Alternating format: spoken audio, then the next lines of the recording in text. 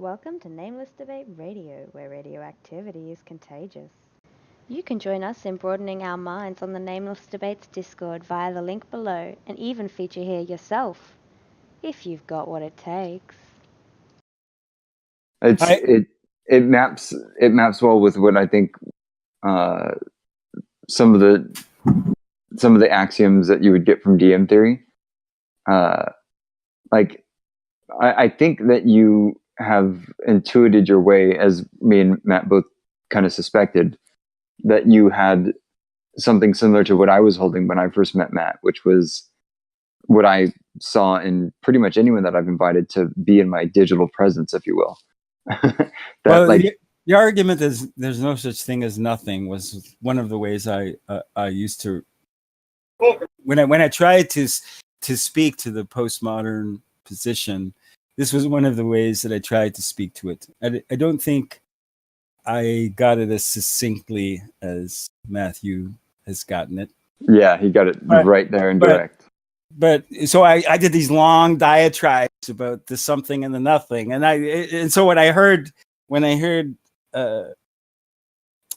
you expressing it or Matthew's expression of it, I went, oh, I know what that is, and I did read it as well. So all that part of it to me seemed like, okay, that part is no problem, because that is exactly how I came to it as well.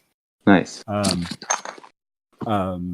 But it was never my intention. I think one of the differences is I didn't really grow up in a community where people were believing this other thing to such a degree that it was like, a kind of recurring nightmare.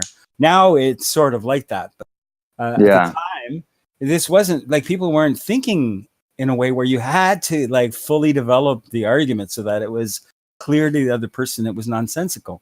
Dude, it's weird that would even have to become it's weird. Yeah, a thing to point out. Like, me and Matt have kind of scratched our heads about some of the really obvious distinctions that we make. Like, one of them being, it's more reasonable to assume that our perception of the laws of nature change than the laws of nature themselves. But obviously, we don't know one way or the other. It's just, if we use logic and the tools that we have at our disposal, we can deduce something that's at least fairly confident. And we avoid the pitfalls of proof and certainty and all the troubles that come with minds that get so rigidly structured so as to not be able to be adaptive in real time. Yeah. So, I mean, that's for me to be adaptive in real time, I had to take a probability model in relation to. Yeah. I was more deterministic. When I say more narrowly rational, I was more Euclidean, deterministic, Newtonian, and all those notions worked for me, and to a large degree, and they do work to a large degree. It's only when you get to certain territories that it doesn't work anymore. And the territory that it would always be would be the synchronistic territory. All of a sudden, the laws I understood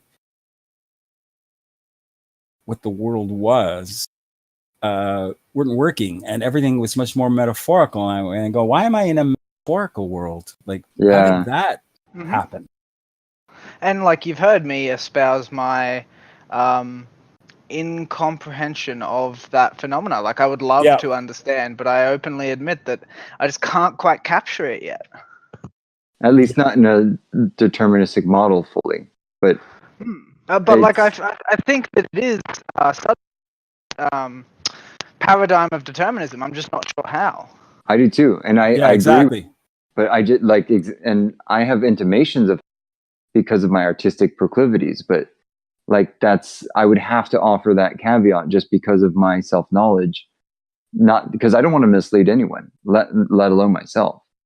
And that's why I do it the way I do, just because that's what makes sense to me. But as long as any of us can be aware of what we're doing while we're doing it, well, fuck, what more can you ask of a friend or a fellow human?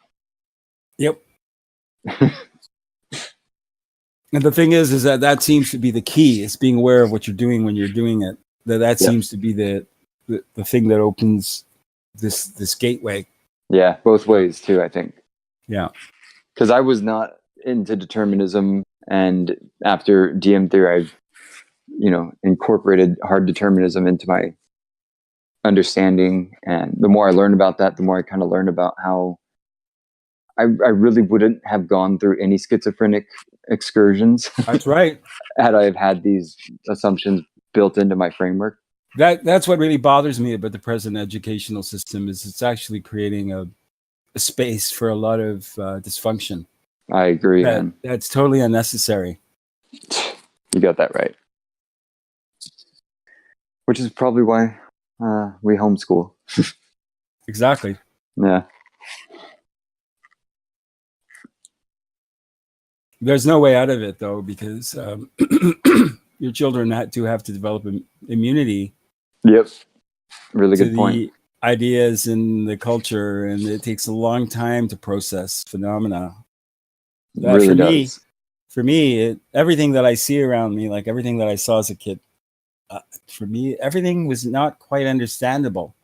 And I couldn't understand why other people thought it was. Dude. And I thought it was because maybe I was retarded a little bit. Right? So I sort of kept that theory sort of under wraps. But I thought maybe, I'm just slower than other people. Mm-hmm. And over time, it became apparent to me that I really was seeing more of the variables, more of the possibilities, and this was slowing me down. It was not making things as obvious as they seem to be to other people. Well, that's the Dunning-Kruger effect, but in its positive manifestation. Exactly. Yeah. And like those who estimate themselves, those who know more estimate their abilities as they're just not as remarkable because they know more of what's going on. But those that think they know, well, they overestimate because they don't know. Yeah. Unfortunately, it looks like the culture is being more and more led by people who don't seem to know. Yeah. Like how you go to college. Yeah. So where now university is a sort of psychological risk.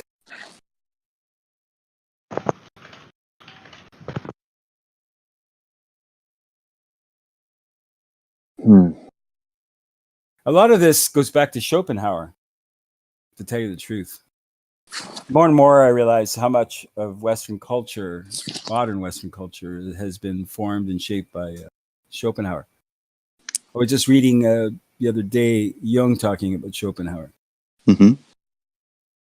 And how basically Jungian psychoanalysis was, I don't know, I would say tainted to some degree by some of these misconceptions. One of them, this whole idea of will as an idea, this whole notion around will. I don't think it's taken anybody very far, but the premises are interesting. And Schopenhauer describes the premises, how he gets there. And it's actually quite bizarre. And no one seems to talk about it. It's a very biological argument. Very biological. And so one part of it, is true. One part of it. Yeah, of course, yeah. And like you can understand what he's saying, and specifically, for instance, when he talks about how he conceptualizes romantic love, right? He says that the experience of romantic love is the illusion of the will of the species instantiated in the individual to reproduce. Yeah. And the reason he says that is because, well, to some degree, obviously, that is the case. Yeah. Yeah. What isn't the case is that it's an illusion. That's what's not the case. Yeah, course, dude. Yeah. Isn't that an interesting feature, though, to the way that we analyze things, is how quick we are to conclude illusions where there are none and misapprehend the illusions that we take as fact. Yeah. But isn't that like symptomatic of calling them illusions to begin with? Yeah, that's actually a good point. They're It would be foolish to suppose that we are accurately representing that which we represent as fooling us. That's a cool one. That's where Brendan goes, or where he wants to go. Yeah. And it's a way to dampen the the threat of the awareness that's starting to upend framework. Mm-hmm. Totally. Yeah. So It seems to me that Brendan is a step behind ontologically. yeah, Because he says, sorry, go. it's because he's adaptive, and again with Eddie, I would say the reason that you've suffered some of these risks is because you're so adaptive, and so they remain imagination, and then also because they don't because this process isn't required to be as disciplined as a process that moves into the real world. It has less stringent requirements, and then therefore it can be more imaginative than it can be. Then it can be an illusion. Yeah, and it's, at least if I'm quantifying it as such, I'm less likely to fall victim to it. But one of the things that I've been trying to do, at least consistently now, just is quickly, Eddie. Yeah, that one is that one's qualify. Thank you, man. Mm-hmm. So when I qualify things out of the domain of pataphysics or imaginary phenomenon into the domain of metaphysics, or that which is logically consistent or structurally sound, like I'm trying to make a distinction between mind and imagination. So much. Yeah, but so I don't think you understand the role of imagination. Well, perhaps not in its entirety, but I know, like, what we could say, I know my handles on the beast of it that I've had to tame, so that I can have what is at least the similarity of a sane character. Yeah. See, the thing is, I imagine imagination to be this. Like, for instance, one of my studies is Sumerian history. Right? Okay. And it's not an easy study because you're trying to figure out what a culture was thinking that our culture doesn't even remotely think. And they've also got a set of metaphors. So they've got a language of symbols that even though we know what the symbols are, we don't really know what those symbols mean. The ideas are alien to us. Yeah. And the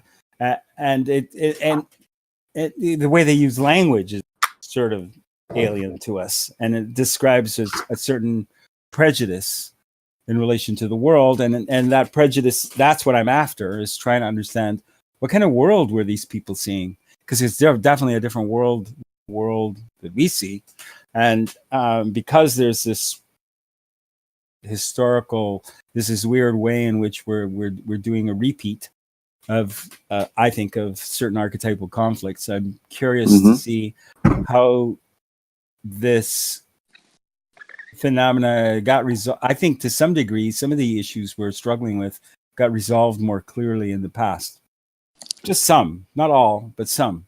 I don't think that's an unreasonable point of view. And if you look at it from a statistical point of view, there's a good possibility that human beings, especially if they formalized psychedelics in their religious culture, they might have some awarenesses and ideas that might have, over a couple of thousand years, become skill, right? Because if I believe I can stalk it skillfully, then maybe other people believe they could stalk it skillfully, and they learned how to do it.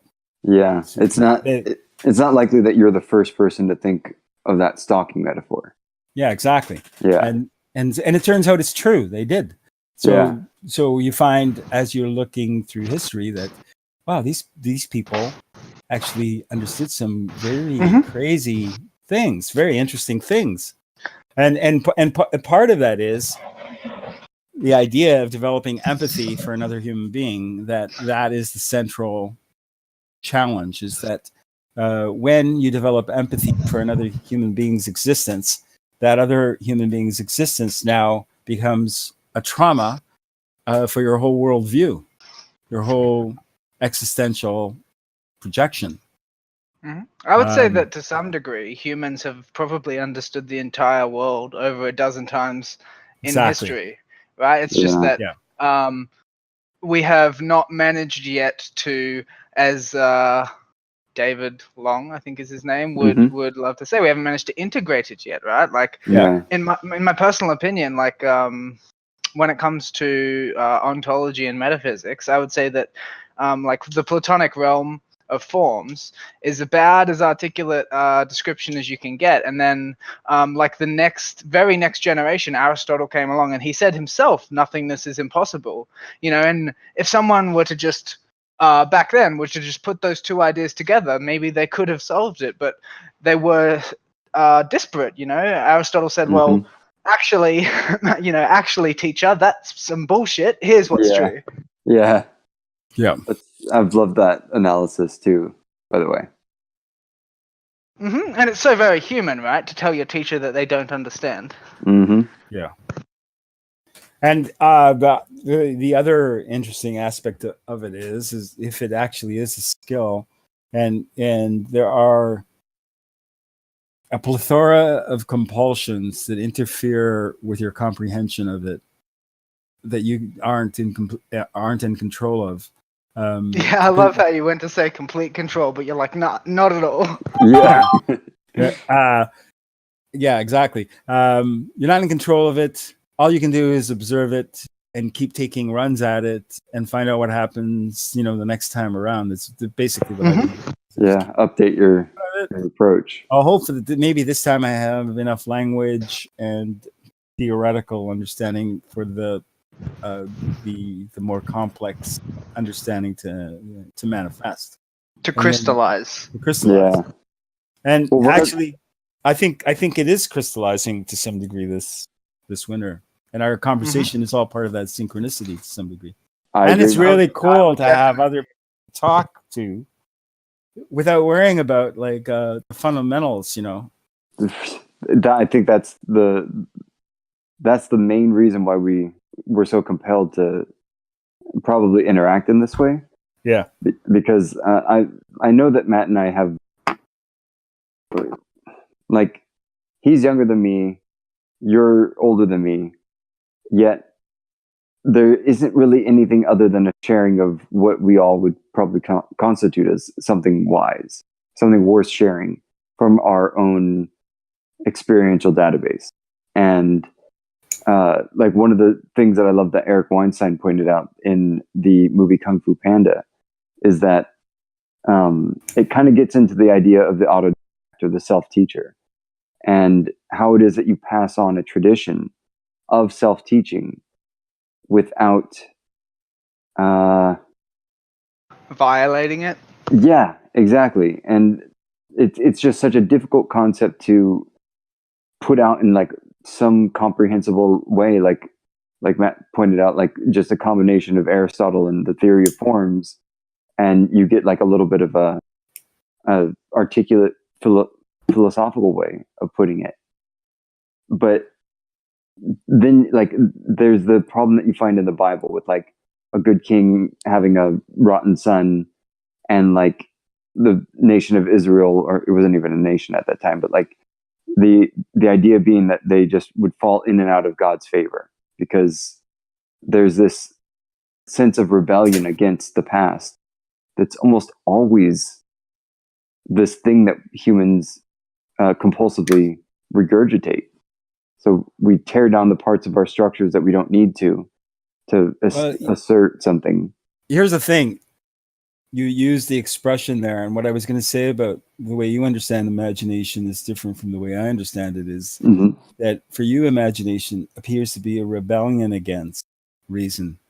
And for me, imagination, I use my imagination to try to fit. What happens is I get this reservoir of facts, and they represent contradictions. And I try to imagine a world in which all these facts could coexist and be one world. So I use my imagination to imagine a more coherent paradigm that could include all the facts that I have to contend with. Here's what I would say. I would say that you definitely, like, that you're describing a younger Eddie. He used to be like that. But in my opinion, these days he's not like that. These days he is aiming his imagination at coherent articulation, even if he sometimes exhibits the trademark characteristics of his younger self. Exactly. My old patterns, they do bleed Well through. said. And Well- it's not that what you're pointing out isn't like the thing that I constantly aim and update towards. It's just Matt had it on the head right there for sure. Yeah. And I agree with that. But to tell you the truth, I thought it was true more before walking into the DPC thing, and then discovered it was less. So that was my experience of it. I don't know if that makes sense, because it seemed like you were actually quite coherent, top to bottom. So in my mind, oh well, Eddie's not going to be An issue here. a wild variable. And then I go, a wild card. I just wanted to show you what kind of cards I have in my deck, man. I'm being upfront with it. No, that's what I wanted actually. I wanted good. to see. I wanted to see what kind of cards were in the deck. Yeah, all around. I won't play something that I'm unwilling to accept in others. So if I do it, I'm obviously willing to accept in you.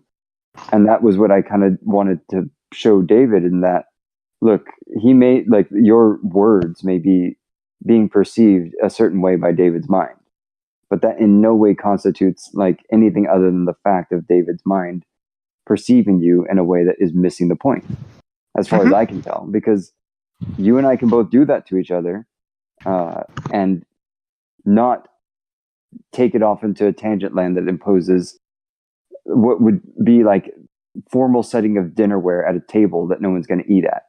Like, sorry, we're all going to be holding our drinks and eating our food around a bar and talking the way we're talking right now.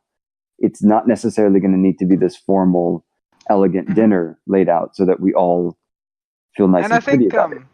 I think that's probably what's responsible for the way that like I perceive it when I look at it, which is the bickering of shadows, because it seems like Mr. Integral is unconscious of his shadow. And when Joshua here is, let's say, metacognitively embodying his shadow for utility, the only thing that the integral guy can see is that you're breaking some of the formal rules, and it's like, to some degree, of course, that's true, but also you are breaking some of the rules, and you're unwilling to admit it, and until you do admit it, what else, like, what other choice do we have? And it's something that I get a lot myself, right? Because I don't like to be a hypocrite. And so it's something that I think about a lot. Is like, I tell other people not to break the rules, but every now and then I have an intuition that it's justified. And it goes something like this. It's like, if you are being stubborn about, for instance, epistemology, and I can't get you to admit that you're being stubborn about it, and so you're essentially just being arrogant, then what I'm probably going to do is I'm going to switch my focus to making you look silly, because you do look silly. Yeah, that's so good. Yeah. Well, I think I had an impulse like that. And like, I can identify that really easily because I see it in myself, but it seems like he is unconscious of that part of himself. Yeah, he's unconscious, and it seems to be a big deal to come down to that. Very big deal. I wasn't expecting it to be a deal. I was expecting it to be, okay, a little trauma, but there'll be a recovery.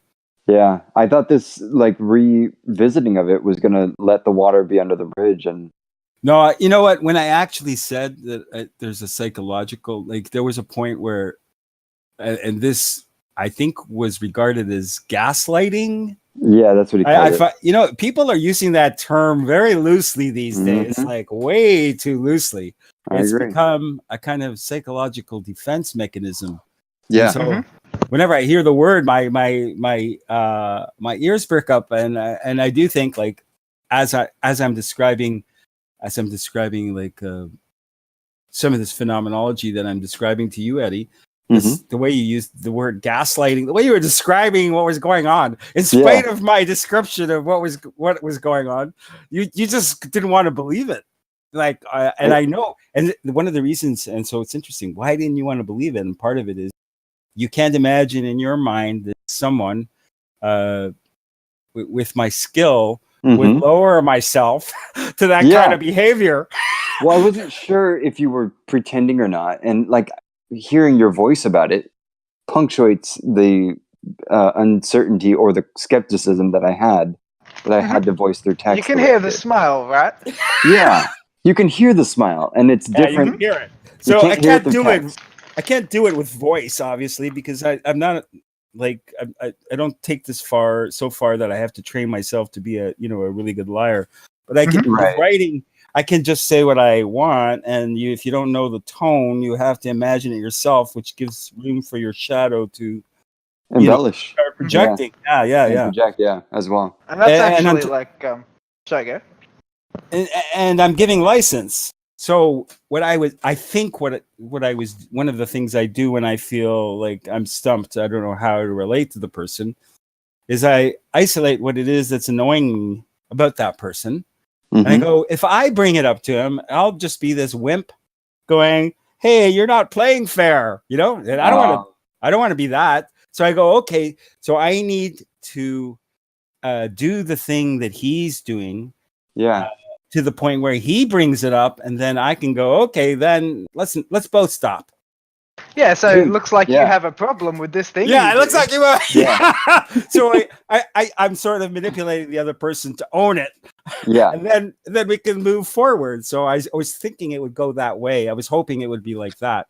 I thought it would be a short little interlude. I didn't think it was going to be such a big deal. But when it did get like that, that's when I actually honestly said, I think there's a psychological thing going on. And that was another violation of protocol for me to say that, right? Of course. Well, I mean, you're suggesting that he's not as strong as he thinks he is. Yeah. Well, but like that was a real concern for me. And I can see that. Like, I saw his concern of, like, his worry for my parenting skills, like, paraphrasing it. If I can't see the difference between insults, Oh, yeah. That was a low blow. That's just like, that is so honestly, I cringed. I did too. Because I didn't want to make it that a problem, because I literally am not, I wasn't functionally scratched by that sentence. I wouldn't expect you to be. No. It's like, it's the sort of thing that a miffed teenager might say to you.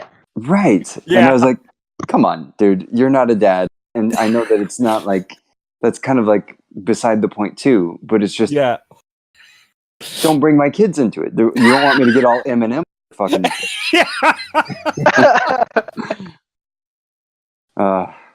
That's funny. Yeah. But it's just an interesting thing, because I don't like the pretense of we're not human and we are as we kind of comport ourselves to be when we follow the rules. I like rules. I think they're necessary. I couldn't live without many of them. Just of course, in terms of raising my kids. But to unconsciously adhere to them as if you can only learn something through the rule structure. Yeah. That is definitely a misconception. Like, I know that is not how I arrived at where I'm at. It's almost beyond naive, honestly. I would think that's... It's actually OCD is what it is. Yeah. That's what I feel. Because I feel like it's like embedded in almost every popular children's story that following the rules is not enough. Dude, absolutely. Yeah. That's a huge lesson. Yeah. In a lot of stories. So, talking about this dad-child thing, what happened to me is I love fairy tales. Like, as a kid, I really love fairy tales. And I'm the oldest of my brothers and sisters. And all these fairy tales, the oldest brother, he's always fucked. Every fucking story. And it's the youngest child that succeeds, right? This theme really did annoy me quite a bit. And I thought, I better watch it. I better see that I embody the child, no matter what's happening. That's how it first started becoming apparent to me that the child archetype was the one that I wanted to occupy. So that's so cool to hear. I let my brothers occupy the older brother archetype, and it was a disaster for them. And I regret the whole thing now. I think I should have handled my role. Well, only you would know, but like Yeah. I do think there's wisdom in being the oldest and yet still having a very young disposition. Well, there is. It's I promise to never. I want to be a Toys R Us kid for as long as I can. It's just that's how me and my son relate. Even like we can still relate through video games, and I do think that there's a unique prospect on the line intergenerationally. Yeah. And this conversation in many ways represents it, because what's happening here, I believe, can extend down to like my 9-year-old generation level. It does. In terms of, we can all talk about like the video game aspect of things and then start to understand how those metaphors correspond to an interpretation about reality that is functional, at least, if not somewhat, maybe even, enterprising, capitalistically in the future. There's the likelihood that it's going to be the kids that can code and do computers that are running the world. And anyone that familiarizes themselves with that feature of what's coming out of human utility and all that. Well, it's interesting you say that, because I'm actually a game programmer, children's game programmer. Are you serious? Yeah. That's pretty fucking cool. Yeah. So I've been working on an animation framework, a game framework, for a little while now. Wow. Keep going, man. And part of my goal is to create a game that has all these alchemical ideas already in them, because I noticed that when I would go to the office and work with some of these younger programmers, is that the only people that knew anything about alchemy were these gamers. Yeah, they man. actually knew more than like people who claim to know about alchemy, and it's because they learned it from this very base level, the elements, and they learned about the elements, and then the spells that are related to the elements, and so they start to have this idea, this sense of the phenomenology of the elements without really realizing that they're learning ancient culture. It was all subconsciously like absorbed, like almost through osmosis. And it's a strange sort of absorption, because the game programmers who first brought alchemy in had no idea what it was, but they just needed the decorations, they needed the narrative, they wanted the ideas. So then they would just do the symbolic significance. Yeah. So they would do just shallow research and just drag whatever they could and into the project. That's generally how it goes. But it would still seep in. Entirely unrelated, but I just shut my fucking finger in the door and it hurts like a bitch. What the fuck? Oh no. Oh, dude. That's like reverse awesome. Well, that would be a synchronicity. Yeah. What was I saying? I know, like there was something about when it happened. Something about alchemy and door slamming on a finger. Oh god. I'm not actually sure what you were saying when it happened, because I had to leave the room, which cuts off my connection. I see. Shit, man, that sounds damn it. Fuck. It's like broken my skin, so it hit me pretty hard. Oh wow. Is it the wooden door? Sad. It was a wooden door, yeah. You shut a door on your finger. Interesting. I don't know. No, the door shut on my finger because it's got like an automatic closer. Oh, really? Wow. Yeah. I hurt like a bitch. Sorry, I know that's completely off topic. Oh. No. That's like... I can't remember where we were, but... Well, it was about video games, smuggling alchemy. Oh, yeah. So I wanted to bring this in, and then recently, like I also work with microprocessors.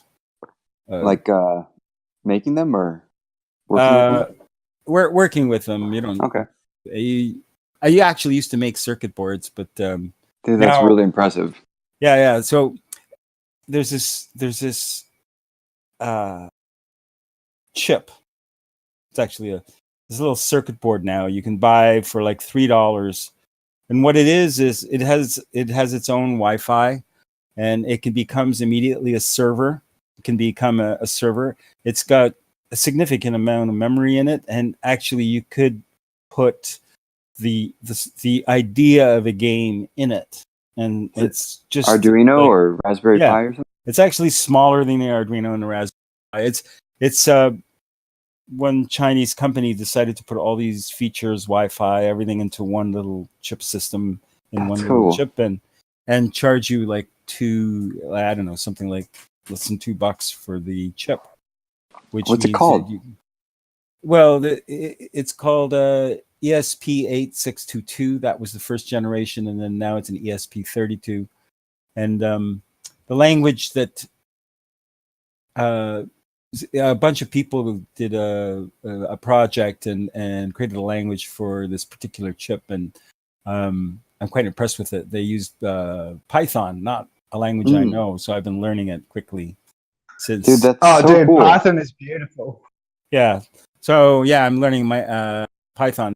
So I want to use this micro Python environment that goes on this Wi-Fi spot. And the beauty of it is it can be a server for a game. So if anyone has one of these, everyone can play in relation to this chip. Is it like a mesh network kind of? Well, it's a Wi-Fi point and it's a server. So if everybody logs on to this server, you just put it in your USB and now you've got a server. Everyone logs on to that server. They're all connected. Wow. And it costs like $5. That is it's hard to believe what's going on. Yeah, that is really amazing. Yeah. Man. So I'm moving in this direction of some sort of interactive central point people can respond to. One of the first early stages I want to get to is simply having a philosophical argument that is proposition by proposition, have some way of projecting it onto the screen, and then have people's objections to certain propositions, being able to visually show at least the major structure of the of this person's propositional claims. I think having a way to have them visualize and having people respond to them visually might actually speed up development by making certain points so clear. No one wastes time in those circles. I think that's the appropriate use of imagination there. Yeah. A grounded application right there. Yeah. That's beautiful, dude. Yeah, so I am working towards that kind of architecture, but I've been I rewrote it 3 times in the last 2 years, and part of it is because it's a joint project, which is with another project of mine, which is trying to represent consciousness in algorithmic form. And what kind of structures would you use to do that? To make it dynamic so that you can reform and reconstruct in real time, right? Yeah. To model what we have accurately enough so that the thing that we build doesn't become pathological. Yeah. That's one way of looking at it. Yeah. Among others. I think I have a more positive goal, but yeah, I know that's good enough. If you at least make sure that it doesn't do a few of the most easily. I mean, in order to achieve the positive goal, surely you want to avoid the pathology. Yes, exactly. Surely. Yeah. And we don't seem to be avoiding the pathology, so yeah. Yeah. And it's what's actually funny about this. This is why I think that Peterson stands out in ways that people don't completely understand yet. And I've been focusing on this, and it's like the difference. I focused on it the other day with one of the Jungians, is that the difference between Nietzsche and Jung is that Jung was a doctor. He cared about he wasn't just interested in philosophy for philosophy's sake. He was interested in the healing aspect of philosophy. And it turns out that actually philosophy isn't philosophy unless you include the healing aspect, which is surprising at first, but it is actually true. And Peterson. It's interesting. Sorry, go. I'm losing you. I don't know what's going on here. Sorry. No, I was just going to say it's interesting because I noticed probably a year ago now that people who are in my field use conflicting terms for what they are. And one of them is metaphysicist. That's the term that I prefer because it's the technical analysis. But then the other one is metaphysician, right? Yeah. And it's sort of like, I can understand, I fully understand like why the connotation appeals, but you have to be a metaphysicist first in order to be a metaphysician, in my opinion. I think that really works, actually, when you put it that way. Yes. The way that I like to put it is that the restricting yourself to being a metaphysician makes you a better metaphysicist. It works both ways. I think, I think there's definitely an element of truth to that, but I think that the truth in that is subordinate to the proposition that before you can heal correctly, you need to understand what's wrong. Yeah. And this brings us to the history of the synchronicity school, and that there I believe I've been trying to follow it down. So at a certain point, I started to realize that there was some knowledge that kind of got lost in, so there's knowledge, and then every culture does operations on that knowledge, and then you're trying to trace back, okay, well, who knew what, and when did certain bits get lost, and what was going on, and can you trace back historically to where this body of knowledge comes from? And it does actually come from if you're just using your eyes, you can figure it out. And one of the ways I figured some of it out is I got what is that? That man's big book, that large book that's the history of spiritual traditions. Oh, that large. You know which book I'm talking about? I'm not familiar. A lot of people. I do not. Brendan referred to it. But anyways, what it is it one that he posted? Yeah. DPC? Yeah. I don't recall the name, but it's the video. So there's a whole bunch of like images from Egyptian art. It's just like artifacts, right? Pictures of artifacts, spiritual artifacts. And I have no idea what these things are, or what they're even talking about. Like I admit that I look at them with fascinated eyes, and I go, is this nonsense, or is there something that they know that they're trying to communicate with these artifacts that I'm not getting? So I just Xeroxed them out of the book and enlarged them, and then I got this sheet of paper that was about 20 feet long by about 4 feet wide. Put it on the wall and had them all up. And just every day I walked through into the place we were living, into the house, I would just look at them all. Just look at them all back and just keep looking at them. And just letting my imagination...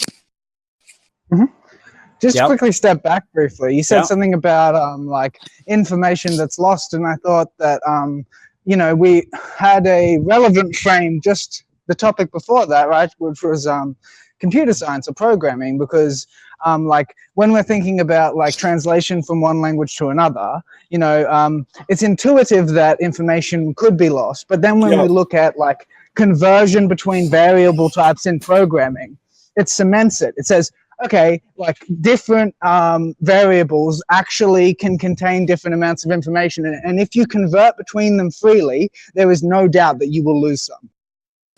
Yeah. And you always do. Every operation, there's always some loss. And the interesting thing is, what are the good ideas that got lost? And one of them is the logos, for sure. No question about that, that somehow that got lost. And it's strange, actually, how it gets lost. And actually, I think that the logos, or the idea of the logos, is another one of these concepts that people compulsively have reactions to without being aware that they are. Yeah. Because it brings a different frame preference. So like what I've learned from experience when I post is that there are certain quotes by Blake or Shakespeare I can use, and then people know exactly what I'm talking about. And at the same time, there's that part of them that wants to reduce it, and they know they can't. And when you, and that's the power of some images or quotes, is that one of my favorites is Blake's. You have a flower in the palm of your hand, hold on.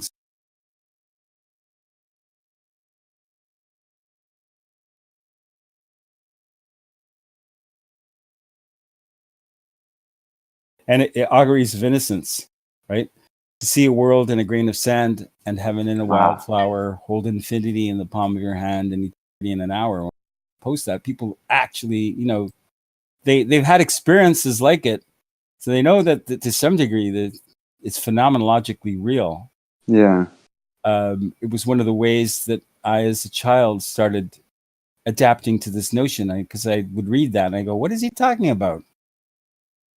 What is he talking about?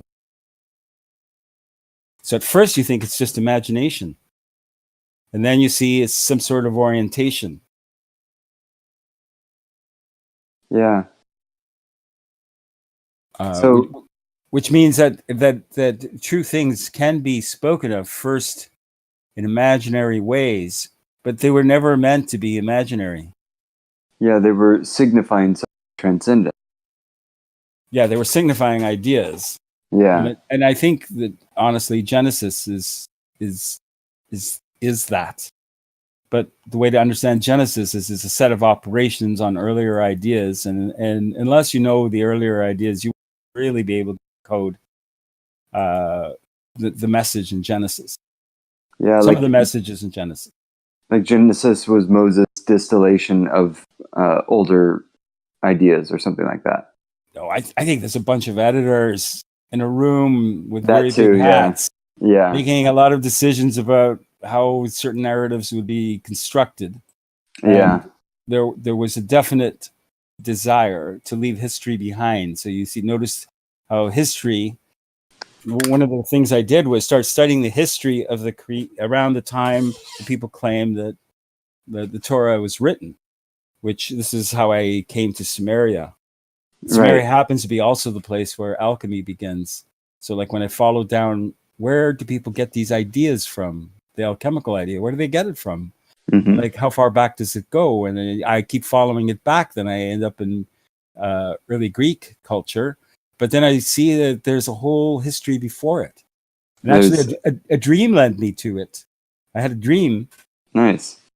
And in the dream, I was in the Mediterranean. I don't know why I thought Mediterranean, but that's where I thought I was, in water that was like waist deep. And I had two crystals in my hand, and I don't know why it occurred to me, or I thought that one was Greek and one was Jewish. And I thought, why am I thinking? And so, like in the dream itself, I'm already thinking, why am I thinking that these two crystals are related, and that one is one culture and one is another? I thought that's a weird dream, very weird dream, but interesting kind of realization to have lucidly. Yeah, it was kind of these. For some reason, crystals have often been connected to lucid experiences of the past. And it goes back to this mythology around crystals, and actually that's. Well, I mean, like let's think about why you assented to my earlier use of the word crystallization, right? It's because that's right. Crystals are very analogous to the articulation of truth. That's right. Yeah. That's right. So it was a crystal. It was a irritating pearl, that dream, for me. Dude, that's another good metaphor. Because I just couldn't see why I was dreaming that, and I had that weird feeling there was some truth to it. But and so then I come upon another really odd thing, and this came out of the Golden Bough reading, and that is Adonis appears to be, and this, I don't know why this doesn't seem to bother anyone. So like the Christ archetype in Greece was Adonis, and Adonis actually is the Hebrew word for Lord. And what bothered me was, here is a pre-Christian Christ figure, and his name is the Jewish name for Lord. That seemed really odd to me. Yeah. Like, why does that bother people? Like, that would mean that this idea of the Christ and its connection to Jewish culture predates by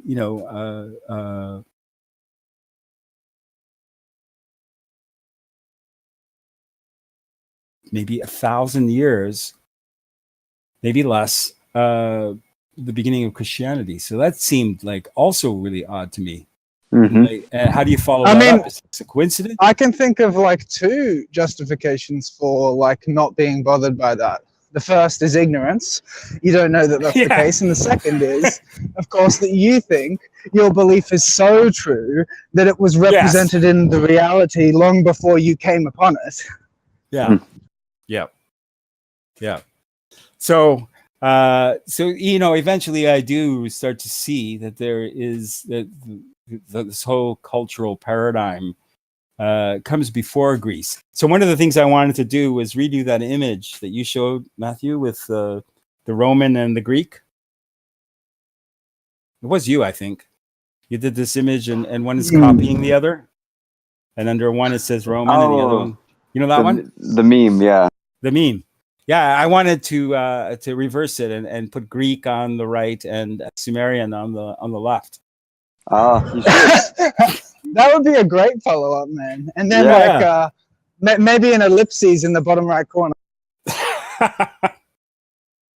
Dude. And then, yeah. I mean, so I don't want to...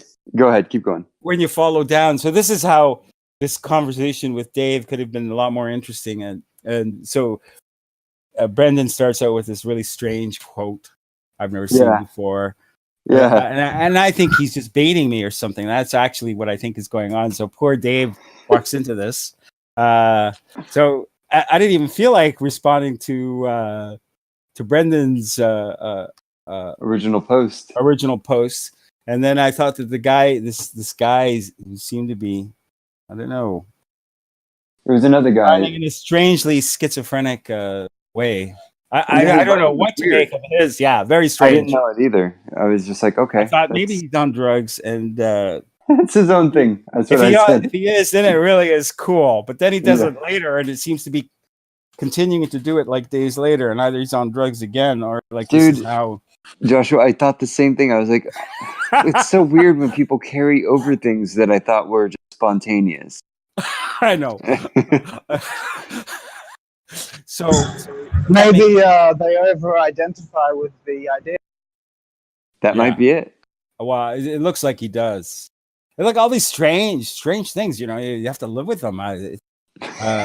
You have to live because you can't kill them. I mean,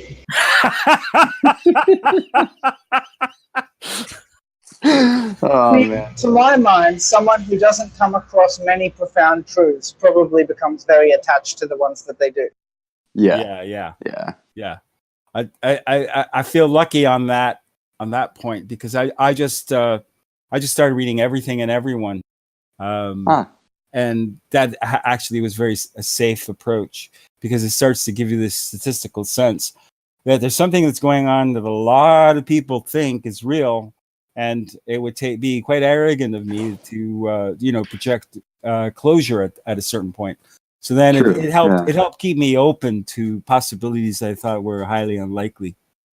That's great. Yeah, that's actually that makes me feel arrogant though, because the way that I maintain that openness personally has nothing to do with that. How do you do it? Yeah. Mostly I do it by trying to think about how I got here and why other people don't listen. And the answer is, well, probably I'm wrong, essentially. You know what I mean? Yeah. If it was me in their shoes, I probably wouldn't listen to me. I don't know what that means. That's interesting.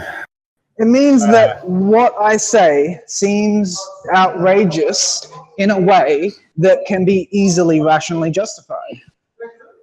As dismissal. It actually is ridiculous. It's ridiculous that someone could come up with an answer like that. Yeah. Well, I don't know. With the whole datalogical thing is what he's talking about. Well, it's not ridiculous. The thing is it isn't. And to the modern man, it is.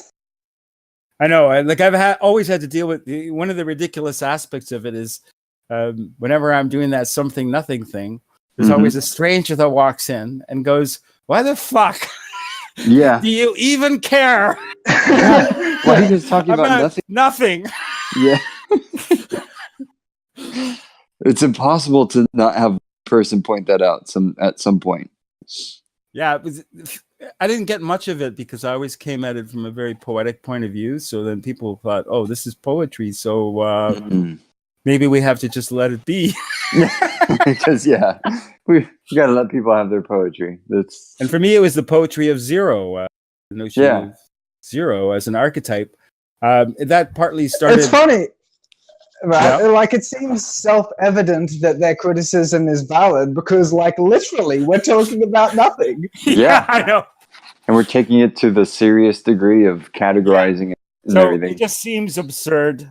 I and know not just that, absurd. But then, like, when we spit out as our conclusion that it's ridiculous, it's like, well, what a waste of fucking time. I could have told you that intuitively. Dude, that's actually really funny to think about. It's like someone's like, hey, have you ever thought about nothingness? They're like, no, but it's ridiculous. And you're like, yeah, but wait, let me show you how it's ridiculous. The thing is, the only reason I ever have a compulsion to do it is when I get the view, which I always feel some pity for, when someone is trapped in the sense that there's nothing that they can claim is real, and they don't know what world they're in, and they don't believe anyone could know as well, and that the most important thing is to be nice. You know, it's fascinating to me that you treat that element as like just another tool in the tool set, you know, because like that's an answer that historically philosophers have not agreed on. We've never come to a conclusion on the question. Yeah. Well, see, I don't believe that's completely true. So believe it or not, this something nothing discussion happens in the Vedas, right? For the same fucking reason, right? And so I was shocked to discover that. That was one of, like, I thought logic began, you know, when people in the Western tradition started paying attention to logic, but logic was a big concern in Indian culture, a very big concern. So they do that logical work at the beginning. So, and I think the Sumerians do as well. So they actually know that the Sumerians lived in a phenomenological world, and they were trying to measure the phenomenological world because they began with a sort of phenomenological start. No one knows why or how, but psychedelics were a part of it. No question in my mind about that. There's way, way too much evidence. And so when you see the famous oppositorum image of the two snakes facing each other, right? Yeah. This is how we come back to what I was saying earlier. Like, you do the research. Where does this all begin? Well, it all seems to begin with a particular school. And like, I know it sounds like a conspiracy theory. You go, well, what? One school? But to tell you the truth, probably if you think about how significant knowledge would come about in human culture, it would probably happen at one point in one school. Like, someone would start the ball rolling, and then people would pick it up, and it would keep developing, and that would be how it would happen. And it would probably happen. Well, it wouldn't happen everywhere at once. It would happen maybe in one place, and that would be the thing that would develop. It would be an anomaly that would develop. And I do think, you know, human culture is it's almost like an anomaly that keeps being shut down. And somehow in Sumeria, it survives the logic of the nature of things in the world. I don't know why, but it's the school is the Asclepius school, which is a medical school. This was a healing school. And the guy who is the head teacher is symbolized as a guy with a staff, and he has a snake on the staff. So, like, here's a healing school. The guy looks like Moses. He's holding a staff, and there's a snake on the staff. And in the Moses story, there's a guy who heals people in the desert. Well, it's Moses that's healing people in the desert, and he has a staff with a snake on the staff. That's how he's healing these people. Like, that's odd. And I follow is not that there's an idea, but there's a cultural motif. Obviously, that means that the history of that school is connected to the medical school, and that school is connected to Heraclitus and Empedocles. And so Perhaps, therefore also Plato. perhaps what we could say is it seems odd, right? Yeah. Yeah. But so then you just explore it further. So what is that symbol? What is that snake on the staff? What is that symbol? And that symbol first appears on a cup. And what it is it's the entheogen cup. I don't know what it is they drink, but from what my best guess, that at least it's one of the guesses, one of the most popular medicines at the time was beer and mandrake, or wine and mandrake, and they also used it as an anesthetic for surgery. So like it was an important substance, and what it seems to be, I haven't actually done it, so I don't know what it is exactly, but from what people suggested is that it's a bit like a psychedelic love drug. Wow. Yeah. Is this mandrake? Yeah, mandrake. Yeah, I've never heard this one. Well, mandrake appears, the reason I got interested is it also appears in a section of the Torah that's connected to Sumerian culture, and it's the Song of Solomon.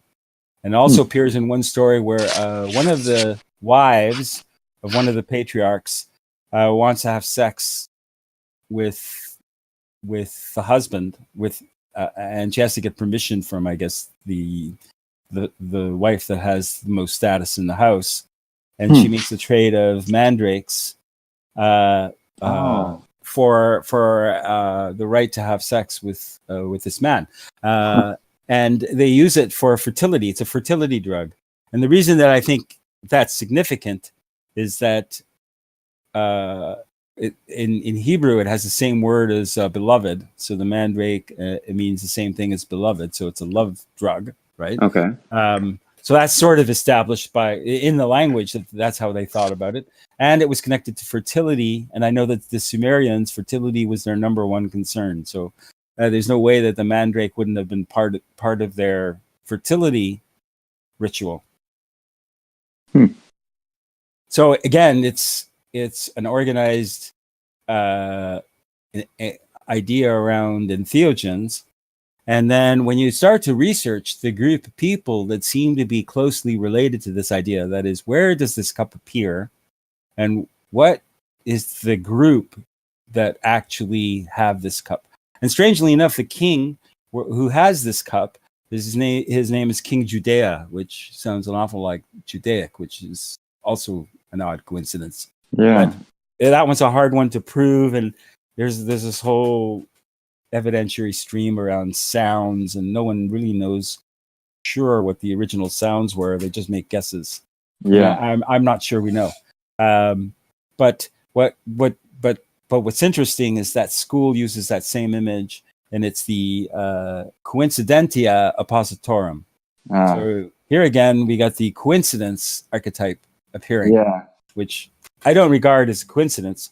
But what they felt was this alchemical experience that produces this synchronistic phenomena has to do with a coincidence of opposites.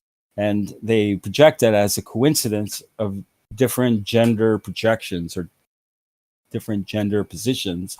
And one of them is receptive. That is, it's taking in the information it's receiving. So it's taking in this stream of evidence, which is all receptive. And then at the very same time, in synchrony with it, there's another part that's projecting an interpretation.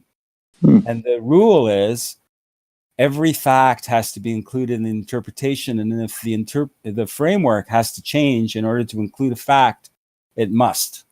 Here's an interesting. Cool. That's what the flow is. The flow is constantly including. You don't really have to be critical of whether it makes sense or not in the experience.